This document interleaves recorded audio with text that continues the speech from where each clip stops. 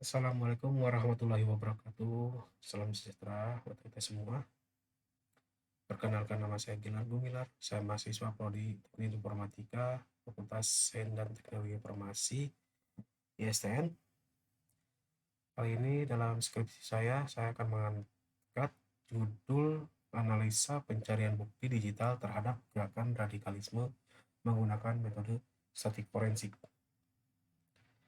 Forensik digital merupakan bidang ilmu pengetahuan dan teknologi komputer untuk kepentingan pembuktian hukum, yang dalam hal ini adalah untuk membuktikan kejahatan di media sosial atau cybercrime secara ilmiah atau scientific, hingga bisa mendapat bukti-bukti digital yang dapat digunakan untuk menjerat pelaku kejahatan tersebut. Forensik digital pada penelitian ini dilakukan pada aplikasi Facebook dan hard disk yang digunakan pelaku dalam aksi kejahatan di dunia maya. Pada penelitian ini juga tool yang digunakan adalah FTK Imager, Windows PowerShell, Haskell, dan Autopsy. Penelitian ini mengacu pada proses investigasi dan analisa yang digunakan adalah metode statik forensik, yaitu akuisisi atau pengambilan salinan bukti data yang identik tanpa mengubah atau berdampak pada data aslinya, sehingga data asli tetap terjaga integritasnya dan dapat dipertanggungjawabkan. Next. Radikalisme menjadi topik yang mencuat di media dengan beberapa kejadian yang menyita perhatian publik. Dalam kaitan tersebut, peran media sosial sangat disoroti dan dijadikan bahan perbincangan publik di semua kalangan dan komunitas. Karena media sosial pada waktu itu atau pada waktu saat ini sebagai layanan pembuat status dan penyebar informasi yang sangat efektif, yang artinya user atau pengguna dapat mengekspresikan pikiran mereka dalam bentuk teks, gambar, maupun video. Namun, sampai saat ini, tidak sedikit tindakan kejahatan yang dapat ditemui di jaring sosial, diantaranya penyebaran hoax, ujaran kebencian atau hashtag, cyberbullying, dan konten pornografi yang akan berdampak pada mental dan jenjang kehidupan seseorang. Tujuan digital forensik antaranya memulihkan, menganalisa data dan komponen yang terkait sedemikian rupa sehingga membantu lembaga investigasi untuk menyajikannya sebagai bukti di pengadilan. Sangat penting sekali ya ini untuk membantu pihak berwajib menyajikan atau membantu untuk mengungkapkan suatu kejahatan di pengadilan dari sisi digitalnya. Selanjutnya, membantu untuk mengendalikan motif dibalik kejahatan dan identitas pelakunya. Sangat membantu sekali untuk mengendalikan motif kejahatan dan identitas pelakunya itu bisa terungkap di kalau kita digital forensik ini merancang koridor TKP dan memastikan bahwa bukti digital yang diperoleh tidak rusak. Nah ini kita memastikan, tim forensik itu memastikan bahwa barang bukti digital yang diperoleh dari tempat TKP itu sampai di tempat analisa yang dibawa dan diberikan dan dibawa oleh investigator, kolektor, dan oleh si examiner itu harus dalam keadaan tidak rusak dan harus terjaga integritasnya, tidak rusak. Itu bisa dibuktikan dan harus wajib tidak rusak ya. Selanjutnya, memulihkan file yang terhapus dan partisi yang terhapus dari media digital untuk mengekstrak bukti dan validasinya. Digital forensik ini bisa mengembalikan data-data yang sudah dihapus oleh si pelaku, dihapus permanen oleh si pelaku, dan kita bisa tarik kembali dan kita mengekstraksinya dan memvalidasi ulang apakah dan memverifikasi si bukti digital tersebut melalui proses verifikasi. Selanjutnya, mengidentifikasikan bukti dengan cepat dan memperkirakan dampak potensial dari aktivitas jahat pada korban. Oke, lanjutnya prinsip-prinsip digital forensik. Yang pertama adalah terpelihara integritas data dengan menjaga setiap tindakan yang dilakukan pada bukti elektronik dengan tidak mengubah atau merusak data yang tersimpan di dalamnya. Artinya, jadi barang bukti yang dibawa, apapun itu, barang bukti elektronik ataupun yang dibawa, barang bukti yang dibawa dari tempat TKP ke tempat analisa atau tempat dilakukan penelitian harus terjaga, terpelihara integritasnya. Jadi jangan pernah melakukan perubahan data yang tersimpan di dalam alat barang bukti elektronik tersebut. Selanjutnya, personil yang menangani bukti elektronik asli harus berkompeten, terlatih, dan mampu memberikan penjelasan atas setiap keputusan yang dibuat dalam proses identifikasi, pengamanan, dan pengumpulan bukti elektronik. Artinya ini bukti personil yang menangani kasus kasus tersebut harus berkompeten, terlatih, dan mempunyai sertifikasi khusus, tidak sembarangan. Jadi jika nanti pengacara dari pihak pelaku itu menanyakan uh, uh, istilahnya kompetensi si examiner ini apa gitu, ya kita tidak bisa menyangka lagi. Kompetensinya harus berkompeten, terlatih, dan mampu memberikan penjelasan pada sidang. Jadi tidak sembarangan orang memberikan menjadi tim forensik digital ini. Nah, ketiga, chain of study harus dipelihara dengan cara setiap tindakan yang dilakukan terhadap bukti elektronik harus didokumentasikan, dipelihara, dan dapat dievaluasi oleh pihak lain, sehingga jika pihak lain melakukan tindakan yang sama seperti yang dituliskan, akan memperoleh hasil yang sama pula. Ini artinya, jadi jika kita memperlakukan barang bukti harus dipelihara dengan baik-baik.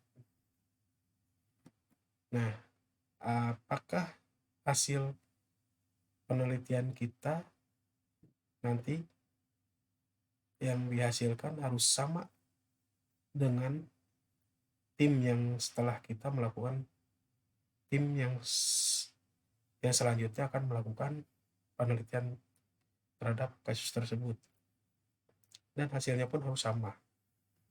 Jika hasilnya sama, si pengacara pun akan mengerti dan memahami. Jika hasilnya salah atau lain, maka itu patut dipertanyakan integritas dari si tim forensik itu. Bila mana nanti si pengacara itu membawa tim forensik sendiri, nah ini nanti akan di-compare hasil yang tim forensik kita dapat dan tim forensik pengacara dapat, itu harusnya, kalau misalnya itu harus sama. Jadi patut dipertanyakan kalau hasilnya nilainya beda nih, harus dipertanyakan nih kompeten dari si kedua tim itu. Selanjutnya, setiap tindakan yang dilakukan harus memenuhi semua peraturan dan ketentuan yang berlaku sesuai dengan yurisdiksi hukum terkait. Jika tindakan kejahatan melibatkan 2 atau lebih yurisdiksi hukum, maka perlu diperhatikan peraturan dan ketentuan yang berlaku di masing-masing yurisdiksi. Ini harus sesuai peraturan yang prosedur dari sisi hukumnya, harus sesuai, harus taat pada hukum yang berlaku. Berikut adalah landasan hukum cyber Indonesia. Pertama, pada tahun hukum cyber Indonesia itu dimulai sejak diterbitkannya Undang-Undang ITE atau Undang-Undang Nomor 11 Tahun 2008, undang-undang yang mengatur tentang informasi tentang transaksi elektronik atau teknologi informasi secara umum, sampai dengan terbit Peraturan Presiden Nomor 53 Tahun 2017 tentang Badan Siber dan Sandi Negara. Nah, personel digital forensik itu ada 3. Pertama, investigator. Dia bertugas untuk menyelidiki barang bukti digital. Biasanya itu berada di tempat TKP. Dia mencari barang bukti digital dan mengumpulkannya, dan biasanya dia tidak langsung mengambil. Dia biasanya memfoto dulu, mendokumentasi, dan melihat-lihat dulu. Selanjutnya, kolektor bertugas untuk mengumpulkan barang bukti digital. Nah, jika tim investigator sudah selesai, baru tim kolektor bekerja untuk mengumpulkan barang bukti. Yang barang bukti dikumpulkan, lalu nanti diserahkan ke tim examinernya, itu yang bertugas untuk menganalisa dan menguji terhadap media yang mengekstrak data pada barang bukti digital, tim analisanya. Nah, ini evidence-nya ya. Nah, evidence itu ada 3. Sebenarnya dari digital itu evidence itu ada 2, bukti elektronik sama bukti digital saja. Namun barang bukti ini masuk ke umum, evidence umum, seperti benda, material, objek, jejak, atau bekas yang ada hubungannya dengan satu tindakan pidana, itu masuknya kategori evidence umum. Untuk yang khusus digital forensik ini ada 2, bukti elektronik dan bukti digital. Bukti elektronik adalah barang bukti yang bersifat fisik yang dapat dikenali secara visual, ya, contohnya komputer, laptop, hard disk, dan lain-lain gitu. Bukti digital, alat bukti yang berupa informasi elektronik atau dokumen elektronik bersifat digital yang diekstrak dari bukti elektronik.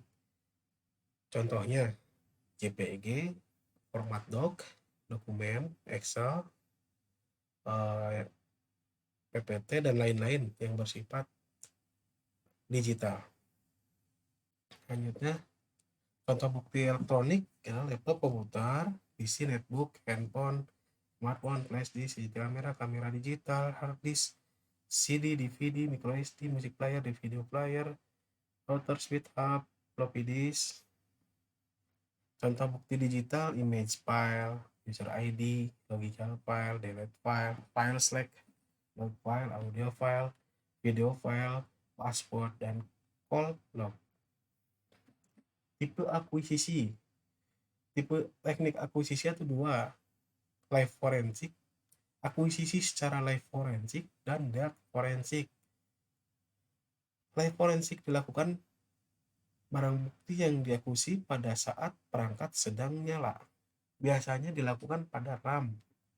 Pada saat RAM itu sedang nyala, jika komputer mati, dia tidak bisa dilakukan analisa akuisisi. Jadi live forensik itu pengambilan bukti atau akuisisi yang dilakukan pada saat perangkat sedang nyala atau hidup. Yang kedua adalah dead forensik. Itu bisa disebut dengan non volatile. Kalau live forensik kan volatile. Kalau dead forensik adalah non volatile. Ialah barang bukti yang diakuisisi pada saat perangkat sedang mati. Ini yang kita akan lakukan ya terhadap hard disk mati gitu. Pada saat perangkat yang sudah keadaan down atau mati. Next, inilah chain of study awal. Informasi kasusnya ada di sini semua. Nomor kasus, nama kasus, tanggal, atau nama-namanya, instansi, nomor teman semua ada. Deskripsi singkatnya. Telah terjadi kasus cybercrime di media sosial Facebook antara pelaku bernama Sukma Dilaga. Ini kita skenarionya gini. Skenarionya Sukma Dilaga ini sebagai pelaku dengan korban bernama Gilal Gumilar dalam kasus cyberbullying, hatchback hoax, dan konten pornografi. Inilah informasi kasusnya. Itu metodologi yang dipakai untuk kasus ini ialah collection, examination, analysis, dan result.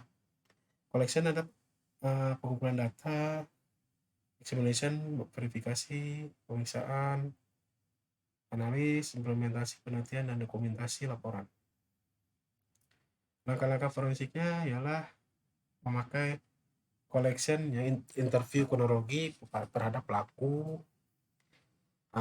investigasi data-datanya, dan mengakuisisi barang bukti yang dipegang atau dikuasai oleh si pelaku ini.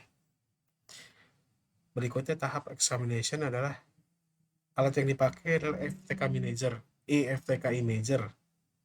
Selanjutnya analis barang tools yang dipakai aplikasi autopsi, aplikasi Hotscall untuk verifikasi, dan Windows PowerShell untuk verifikasi juga. Result dan komunikasi. Oke, beginilah tampilan FTK Imager. Nah, langkah-langkahnya berikut adalah pilih logical drive dan pilih directory file hard disk. Hard disk ini kita ibaratkan hard disk D ini sebagai hard disk pelaku, kita beri nama Sukma. Hard disk D ini hard disk pelaku, dan hard disk data directory ini kita ibaratkan sebagai tim analisnya. Ini kita masuk di directory, pilih directory hard disk D Sukma, kemudian klik finish, kemudian muncul dokumen eviden yang terbaca. Hasilnya dokumen yang terbaca tidak bisa mengakuisisi karena ini hanya sifatnya membaca. Kita akan mengakuisisi dengan langkah-langkah. Pertama, create this image, kemudian pilih logical drive. Karena kita melakukan skenario di partisi D dan E, maka dipilih logical drive. Kalau physical drive itu kita kalau ada fisiknya hard disk itu, dan bisa dikonsol ke komputer si examiner ini dengan aplikasinya namanya write block. Lalu pilih next. Nah, ini pilih di sini ada add, di create image ini ada pilihannya untuk add raw dd, smart, Ncase, AFF, advanced file forensic, smart. Untuk smart sama AFF ini diperuntukkan untuk Linux. Untuk raw dan E01 atau Ncase ini untuk Windows. Untuk raw dd sendiri ini diperuntukkan untuk kasus-kasus yang membutuhkan resolusi tinggi seperti CCTV, video, itu memakai raw dd. Jadi kualitas gambarnya lebih terjaga gitu. Jadi lebih mengutamakan kualitas resolusi yang tinggi untuk mengakuisisinya. Untuk Ncase kita pilih Ncase ini E0 karena lebih kompleks. Dia bisa mengambil data, mengakuisisi data, mengcloning data sampai ke file select-nya. Data yang diambil lebih kompleks semuanya, diambil sampai misalnya kalau kita mengambil sebuah lemari. Nah, ini si Ncase ini bisa diambil sama lemari dengan paku-pakunya, diambil semuanya, diambil gitu. Jadi si tim forensik itu biasanya dia memilih menggunakan Ncase ini untuk pengambilan data. Ini create image, ini pilih Ncase, dan itu bisa diisi case number, tanggal akuisisi, terus namanya, nama examinernya yang mengakuisisi, kemudian next, add lagi, kemudian directory mana disimpan, lokasi penyimpanan direktori untuk akuisisi barang ini. Kemudian naik lanjut ke image. Nah, ini proses cloning datanya sampai dengan selesai. Selesai clone ini dapat kita ditunjukkan nilai MD5 dan hash dari file directory yang di image yang kita imaging itu. Ini adalah hasil cloningnya. Next, ini adalah pemeriksaan verifikasi hash melalui Windows PowerShell. Ada cara-caranya, nanti saya praktekkan. Ini melalui Haskell, bisa kalkulator hash istilahnya tuh. Ini verifikasi juga, jadi kita di sini ada ini di sini verifikasi hash melalui Windows mengcompare melalui Windows PowerShell dengan Haskell ya. Dan sebelah kanan ini original filenya yang atas ya. Yang atas itu yang di data D, data Sukma itu original file dari data doc. Misalnya kita ambil satu doc, dan kita masukkan nilai hashnya apakah sama dengan hasil yang sudah diakuisisi atau di cloning. Ini yang di bawahnya itu cloning file bit by bit coffee. Jadi dia mengcloning bit by bit. Ini tidak byte atau kilobyte juga, jadi bit per bit yang mengkopinya sampai ke file select. Nilai hashnya bisa dipastikan sama. Nilai MD5 juga pastikan sama. Kita lanjut analis menggunakan aplikasi autopsi. Ini langkah-langkahnya juga, pilih new case untuk case baru. Untuk open case berarti kita membuka case yang sudah kita tangani. Atau untuk new case kita pilih new case. Untuk case baru nih kita pilih new case.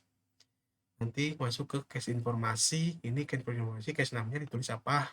Namanya misalnya temuan. Terus base directory-nya ya di mana tempat base directory ini di mana tempat penyimpanan yang hasil imaging yang sudah di imaging misalnya. Maaf, ini untuk penyimpanan direktori hasil analisa. Misalnya analisa semuanya nanti yang untuk mengekspor atau menganalisa di situ filenya di situ semua. Dipilih lokasi penyimpanan analisa ini di case informasi ini. Di browse aja di situ, ditentukan atau buat folder baru. Lanjut ke pengisian case informasi, case profil examiner itu ditulis saja. Nama examinernya siapa, nama telepon, email, terus nama untuk notes-nya itu nama filenya apa gitu. Terus ini ya selanjutnya untuk setelah pilih diisi optimasi informasinya nama itu klik finish. Lalu muncul select host. Host ini adalah tidak diapa-apain ya, ini next aja.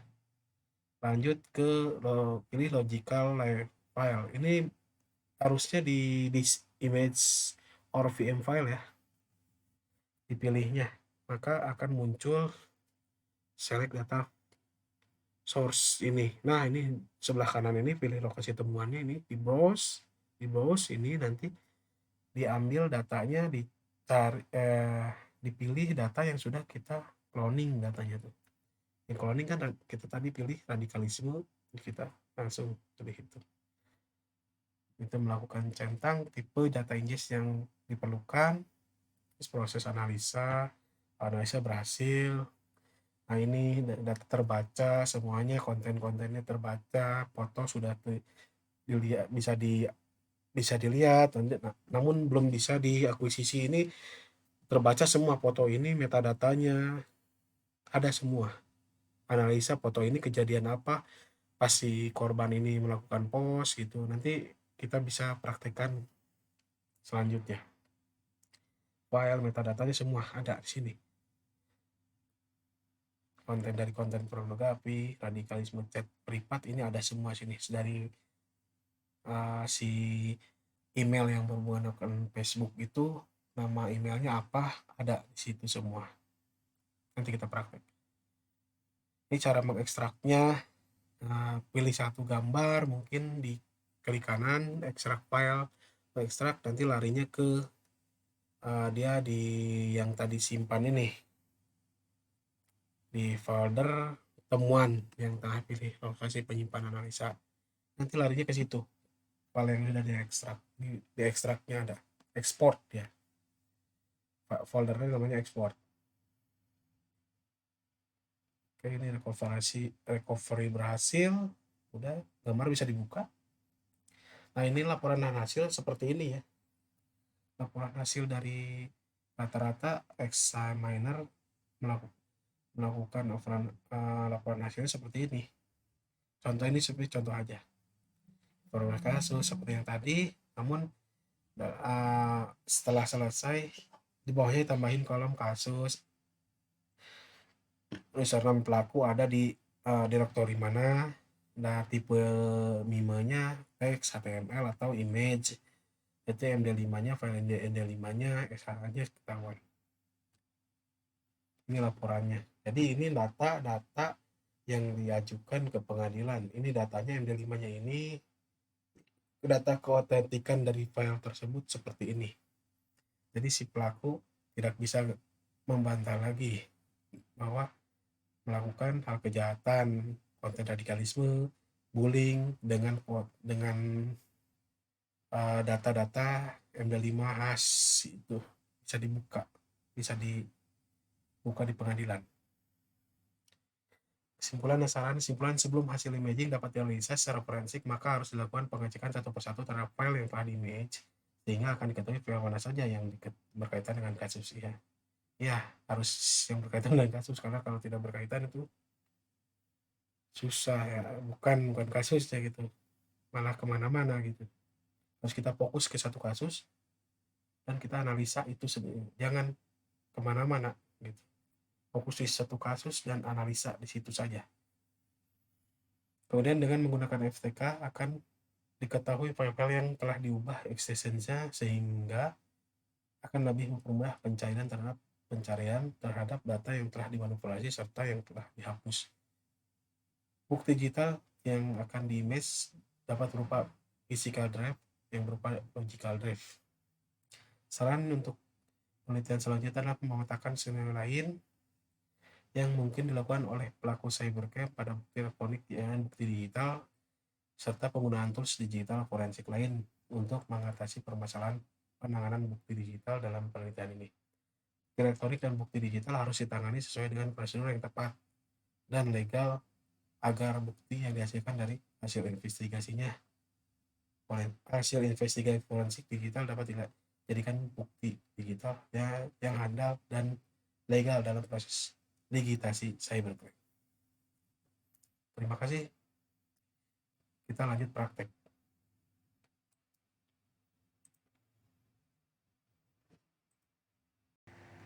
Baik, kita coba untuk praktek. Kita coba open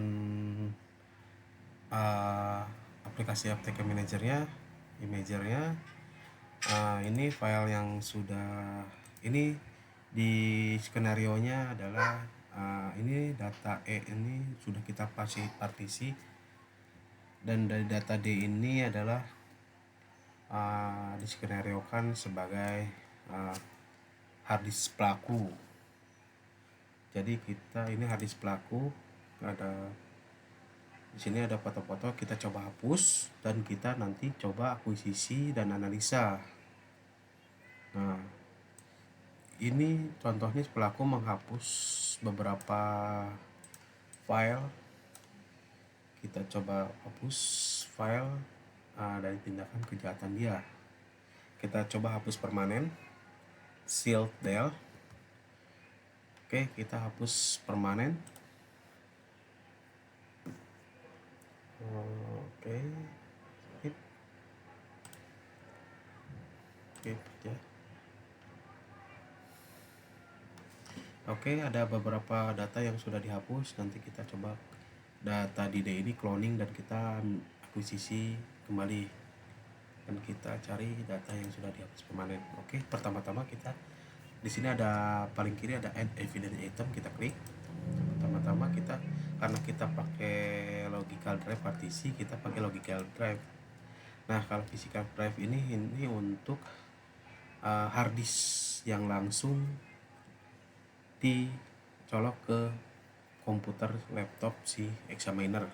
Jadi kita pilihnya partisi, di skenariokan partisinya sebagai hard disk, dan kita pilih logical drive aja. Image file untuk file-file aja. Ini image file ini untuk file ini untuk mengcloning file-file image, khusus file image saja. Kita next, ini pilih partisi atau sebut juga ini hard disk pelaku ya, Sukma ini hard disk pelaku. Contoh ibaratkan habis pelaku. Kita klik finish. Oke, datanya sudah terbaca ya. Ini masih belum di imaging, masih terbaca. Nah, kita melakukan imaging dengan cara ketik file, create image, pilih logical drive lagi, kemudian next. Nah, ini Pak, hard disk, pilih hard disk pelaku, klik finish. Oke, di sini ada add, klik add aja. Ini ada beberapa tipe destinasi image tipe ya. Ini RAW, DD, Smart, E01 atau Encase, AFF atau Advanced File Forensic. RAW DD khusus untuk biasanya dia CCTV, untuk yang lebih resolution ya, membutuhkan resolution tinggi, dia pakai RAW HD. Kemudian Smart TV itu diperuntukkan untuk Linux. Advanced AFF juga diperuntukkan untuk Linux. Ini kita pakai Encase karena lebih kompleks dan lebih detail, sampai dia bisa nge-imaging sampai file select dalam hard disk itu.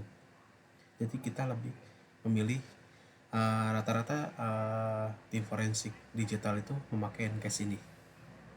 Kita pilih next. Ini kita sebutkan file cache-nya berapa, misalnya contoh V1 evidence nomor, ini barang bukti yang keberapa yang kita ambil, ini mungkin 1.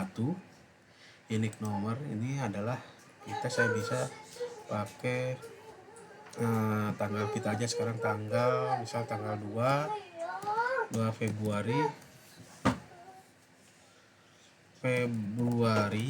2024, examiner kita contohnya basmalah. Basmalah notesnya kita alat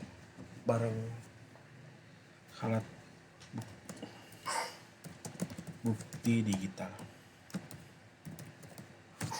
Ini bebas saja ya, sini notesnya kita barang bukti ya.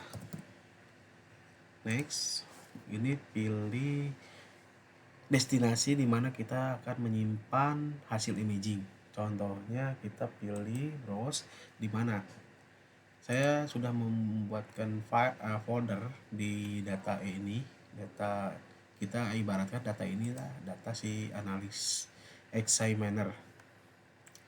Kita di file forensik, kita buat buat file baru di sini. Ini yang sudah kita buat folder baru di sini dengan klik make new folder ya.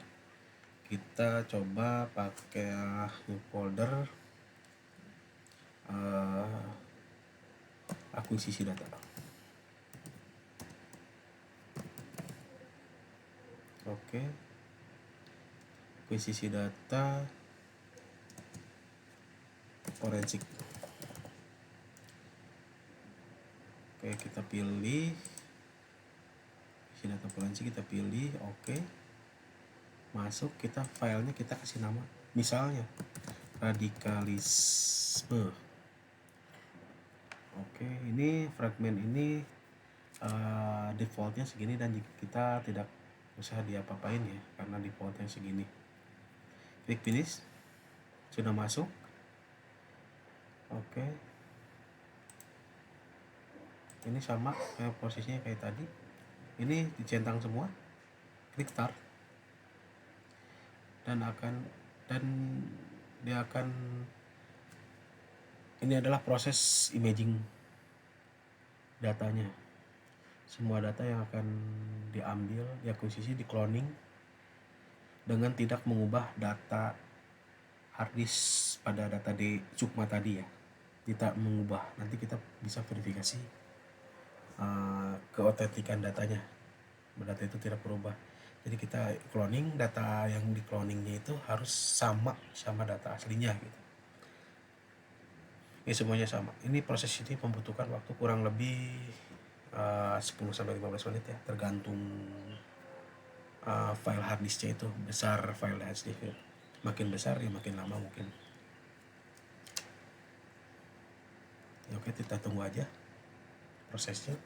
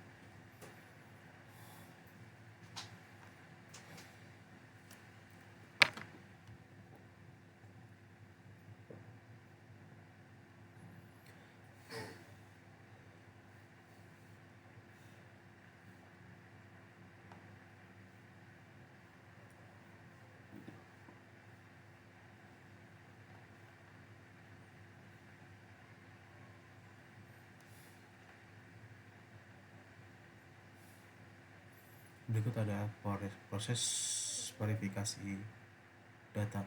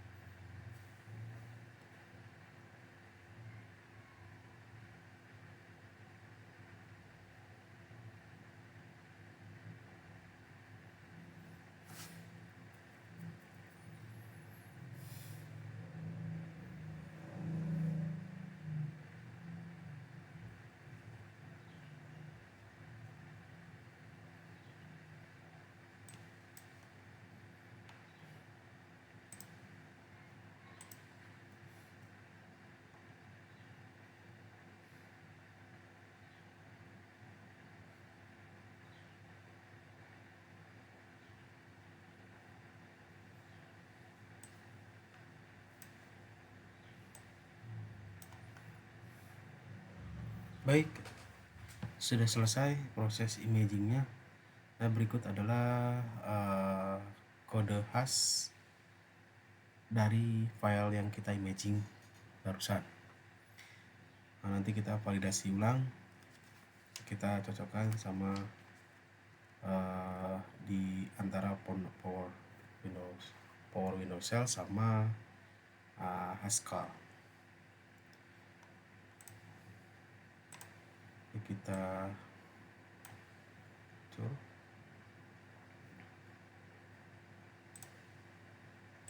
Baik, ini sudah terbaca ya semua data-datanya. Nah, ini kita lihat di sini data yang terhapus itu ada ya di silang ini ya, ada. Oh, ini ada datanya. Oh, ini ada, namun kita tidak bisa tidak tercantum file metadatanya. Nah, ini kita analisa di aplikasi autopsi. Oke, ini sudah proses sudah semua. Oke, kita open aplikasi autopsi.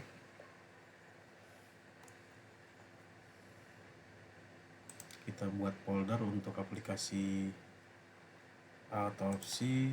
Kita buka folder di A. Kita buat folder analisa di sini. Analisa bisa forensik misalnya. Oke, nanti kita taruh data di sini. Baik, kita new case, pilih new case. Nah, ini case number pilih saja ya, satu aja. Base directory tempat penyimpanannya tadi kita simpan, kita buat folder di analisa forensik ini. Oke, select next. Ini tetap aja single user. Ini apa ini nomor, misalnya nomor 01. Ini examiner tadi kita coba basmalah. Nomornya ini aja, coba basmalah 123. Notnya ini bukti digital. Oke, ini tidak, jangan diapa-apain. Ini kita klik finish. Nah, dia akan membaca database yang untuk ini open untuk membuat database dari hasil forensik, dari hasil imaging. Akan membuat database.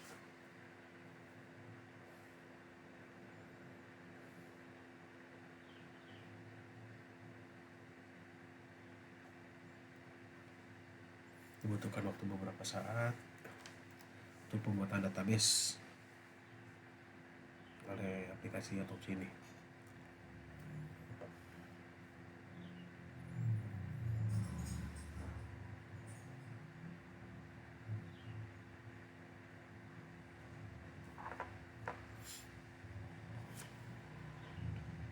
Baik, kita lanjut.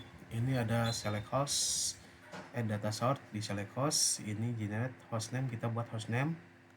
Next, ini kita pilih this image VM file. Oke, kita pilih select data yang akan kita ini yang akan kita analisa. Ini kita yang udah di imaging tadi kita taruh di file forensik ya. Yang ini akuisisi data forensik kita. Nah, ini yang sudah kita imaging tadi, kita akan analisa. Tarik di sini. Kemudian ini tempat di mana tempat jam waktunya kita pakai Indonesia tuh karena satu geotage sama Bangkok, jadi kita pilih Bangkok. Ini defaultnya Bangkok. Ini next, ini adalah ingest ya, tipe ingest mana yang diperlukan, kita pilih next saja. Nah ini proses cari database ya, kalau database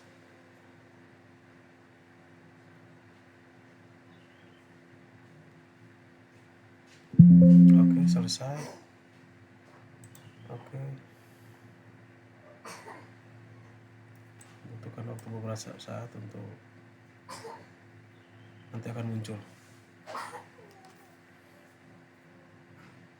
Oke, selesai. Nah ini adalah data yang sudah terbaca. Mungkin ini ya, ini sudah di imaging mungkin. Ini terbaca semua. Yang disilang-silang ini adalah data yang saya hapus permanen tadi ya, yang pelaku hapus permanen. Nah kita bisa terbaca juga nih sini apa metadatanya, dan kita bisa ekstrak juga. Ini dari file ini ada 1048 file system beserta semua yang dihapus permanen tadi. Nah ini bisa kita klik aja, contohnya misal ini ya, foto, ini foto 1 misal, atau ini IPAG, kita bisa lihat ini. Nah ini kelihatan ya. Kalau mau kelihatan, ini contohnya kita besar. Ini kita contohnya ini yang sudah dihapus permanen oleh pelaku. Contoh yang lain, ini gambarnya, ini metadatanya. Nah, ini gambarnya. Nah ini contoh metadata, file metadata ini.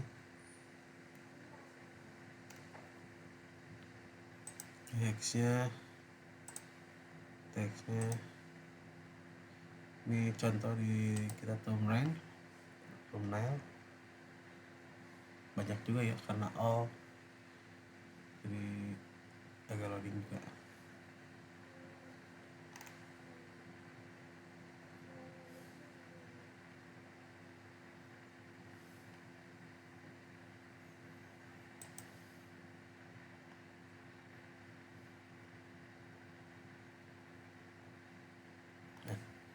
Karena prosesnya cukup lama ya. Ini contoh-contoh gambar yang sudah dihapus pelaku ya. Nah ini konten radikal, pornografi, kemudian radikalisme, semuanya postingan pelaku ini, gambar-gambar yang dihapus pelaku ini bisa kita akuisisi lagi dan kita ekstrak. Ini contoh. Nah ini contoh mungkin dari Facebook ya. Nah ini aktivitas Facebook dia bisa kita lihat ya. Ini dari sini Facebook, klik aja Facebook, kemudian aktivitas Facebooknya diklik aja di sini ya. Ini postingan, mungkin chat message dari inbox mungkin ini. Nah inbox pelaku tuh nge-inbox pelaku pada kegilaan ini ya. Ini message-nya contohnya. Nah ini downloadan dari pelaku, ini kita baca Sukma Dilaga, cupu gini kan. Ini sama kayak ini ya, yang di sini di aplikasi nih.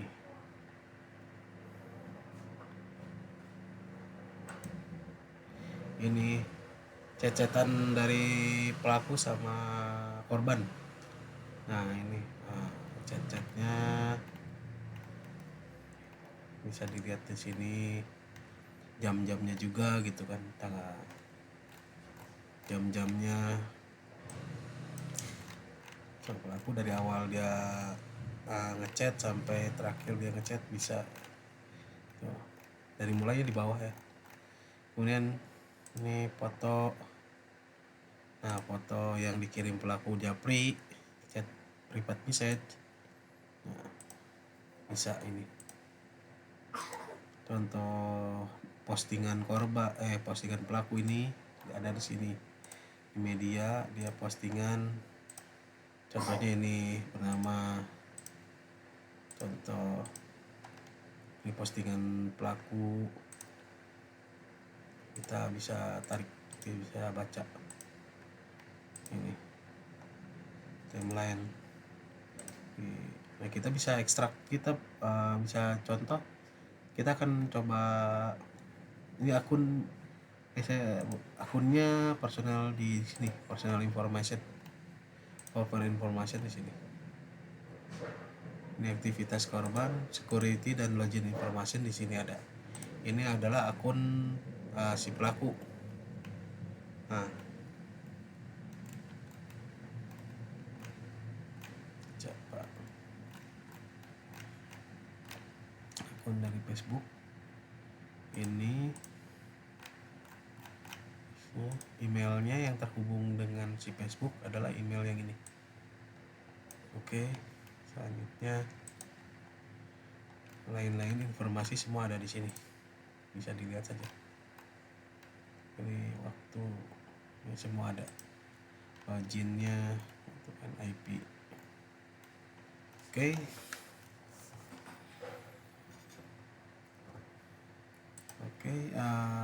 Kita bisa kita ambil contoh untuk tarik data ya. Enscript, coba enscript data yang sudah dihapus. Coba kita ambil satu ya, kita enscript contoh ini aja ya. Nah, ini aja kita coba enscript. Caranya ini klik kanan, kalau mau semua bisa di Ctrl A, lalu klik kanan enscript, klik kanan dan extract file. Kita coba satu aja, kita coba ini aja. Kita coba klik kanan, extract file, kita ekstrak ya. Ini tentukan tempat penyimpanannya. Ini di mana? Analisa forensik. Oh iya, diekspor di sini ya. Kita download, save. Nah, sudah diekstrak. Kita contoh, kita lihat hasilnya. Ini kalau memang ekstrak semua bisa dibalikin semuanya, diambil alih. Balikin yang sudah dihapus itu semuanya diambil. Kita tadi di analisa forensik. Di filenya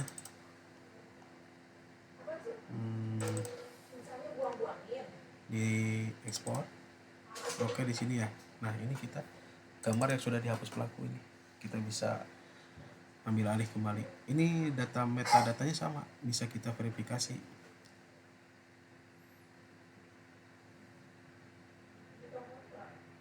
Nah, datanya sama ini, file hashnya. Bisa kita contoh.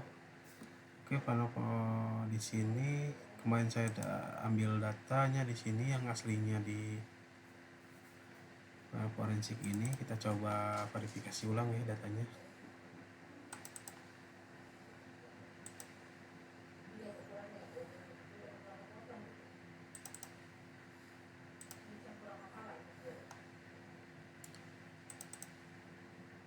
Di sini kita ambil, nah ini ya, kita coba contohnya, contoh yang ini aja. Dapri ini di sini ada file dengan contoh permit ya, atau contoh ini contoh KTP, contoh yang kita akan verifikasi. Contoh ini ya, ini sama yang sudah di ekstrak di sini tadi, filenya di Dapri sini. Nah, ini sama ya, ini di Dapri ini. Oke, kita coba buka Haskell.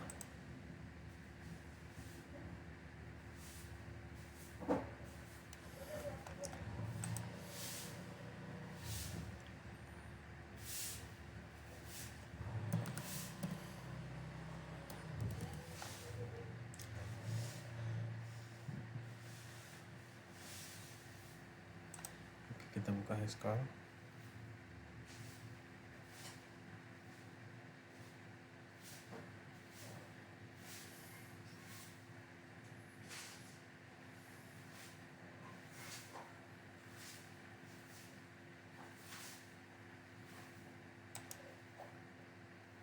Oke, kita sudah open.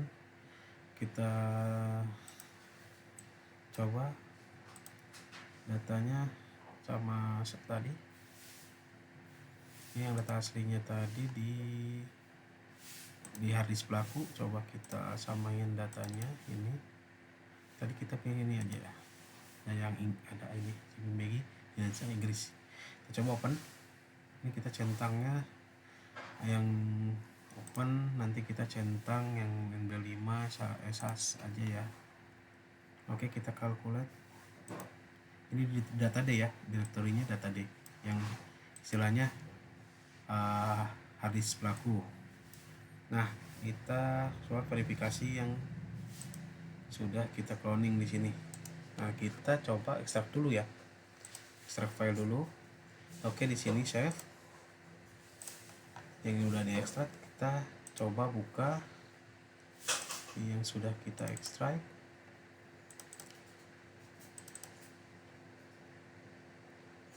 Verifikasi, kita verifikasi. Ini di sini ada sudah. Oke, kita open Haskell baru lagi.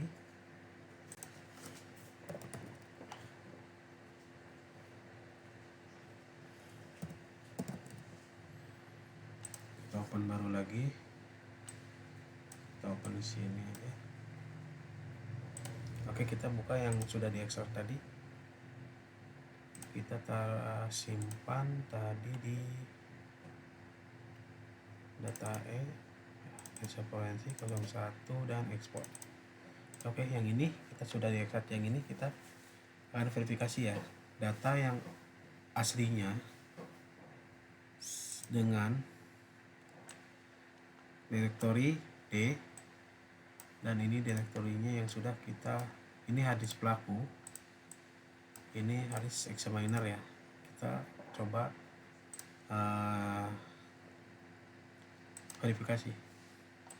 Oke, bisa kita lihat untuk kedua file tersebut metadatanya MD5 nya sama ya, ini sama ini juga SH256 nya sama 1557 DEE 57 belakangnya 18104 18041. Oke, sama ya, fix ya, sama, dan sudah verifikasi antara data asli dan cloningan sama. Jadi kita tidak merubah data aslinya dan data cloningan ini sama persis. Oke, kita lanjut untuk verifikasi file folder. Ini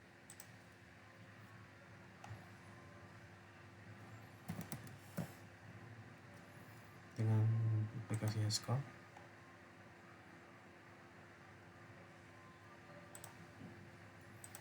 Kita cari datanya tempat ini kan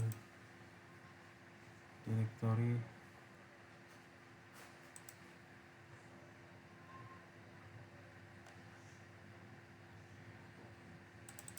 sini. Nah, ini data yang kita akan verifikasi, dicentang MD5 sama hashnya SHA nya.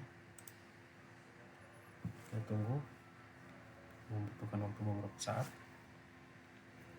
Kita tunggu, membutuhkan waktu beberapa saat ya. Kita coba pakai Power, kita compare sama Windows Power. Nah, ini kita buka caranya. Nah, ini masuk ke direktur tempat kita menyimpan file yang sudah kita akuisisi. Dan cara ini kan kita taruhnya di di file data E dan file forensik ini ya. Kita masuk dengan klik cd, ketik file directory E, kemudian tanda 2, klik masuk ke directory. Untuk melihat di dalamnya ketik ls, enter. Untuk melihat file directory yang ada di sini, kita ketik cd, masuk ke tanda petik file forensik, klik masuk ls. Oke, sudah ada. Karena filenya terdapat di nama folder akuisisi data forensik, kita masuk juga ke situ dengan cara cd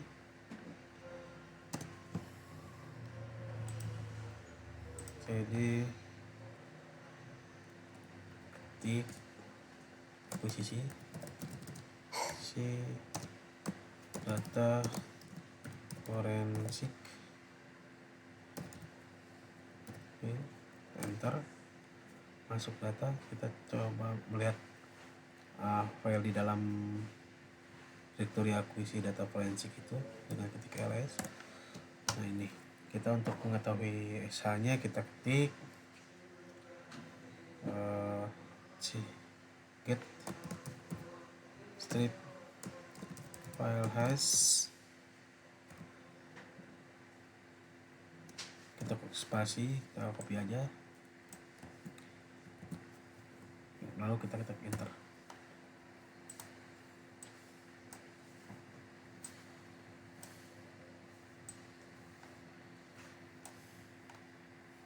Kita tunggu beberapa saat sampai ada.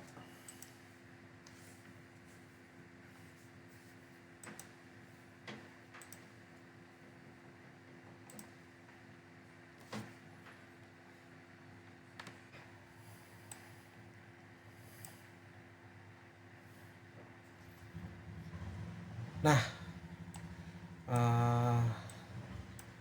sudah selesai untuk pembacaan hash ya. Istilahnya hash itu adalah keotentikan, atau sebut juga kalau orang itu sidik jari ya. Nah, inilah file hashnya sudah terbaca, akan sama file hash 2 ini kan hash 256, yang dibaca hash 256. Ini kita sama 7EB64, ini 7EB64 AD29A, sama belakangnya 5A 34460, 5A 34460, pasti dipastikan sama, dan bahwa file itu otentik dan bisa dipertanggungjawabkan keasliannya di pengadilan. Baiklah, cukup sekian pemaparan praktek skripsi ini. Semoga bermanfaat untuk kita semua. Akhirul kalam, wabillahi taufiq wal hidayah. Wassalamualaikum warahmatullahi wabarakatuh.